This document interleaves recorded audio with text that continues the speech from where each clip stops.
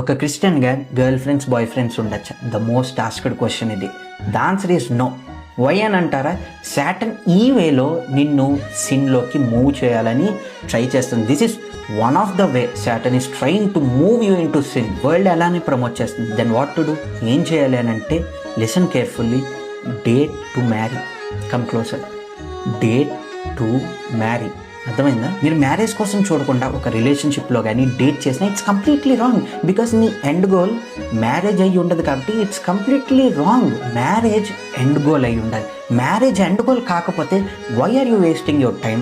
నీ time waste, నీ love waste, నీ ఫీలింగ్స్ వేస్ట్, నీ ఎనర్జీ వేస్ట్, కంప్లీట్లీ ప్రతిదీ వేస్ట్ అయిపోతుంది టెంపరీ థింగ్స్ కోసం. Why are you wasting your love? World అంతా చూసి వాళ్ళు రిలేషన్షిప్లో ఉన్నారు కదా, నేను కూడా ఉంటే, నా ఫ్రెండ్స్ ఉన్నారు కదా, నా రిలేటివ్స్ ఉన్నారు కదా, డోంట్ ఫాల్ ఫర్ ఇట్. లోకం అంతా ఏం చేస్తుందో యూ డోంట్ డూ ఇట్. మీరు అది ఎప్పుడు ఫాలో అవ్వద్దు. Be yourself first. నీలాగా నువ్వు ఉండు. 20 years వచ్చాక దేవుని దగ్గర ప్రార్థించు. ఎందుకంటే 20 is the right time for marriage. Below 20 అంటారా? It is not good. ఎందుకంటే నువ్వు డేటింగ్ చేసినా రిలేషన్షిప్లో ఉన్నా ఇట్ వోంట్ వర్క్. ఎందుకంటే అప్పటికి నీ మైండ్ మెచ్యూర్డ్ అయి ఉండదు. కాబట్టి 20 years వచ్చాక స్టార్ట్ ప్రేయింగ్. ఎందుకంటే దేవుడు కూడా నువ్వు ఆ టైంలో ప్రేయర్ చేసినప్పుడు he'll be like, ya this is the right time for marriage అని. ప్రతి దానికి ఒక టైం అంటూ ఉంది. ఎండ్ గోల్ నీ మ్యారేజ్ అయ్యి ఉండాలి.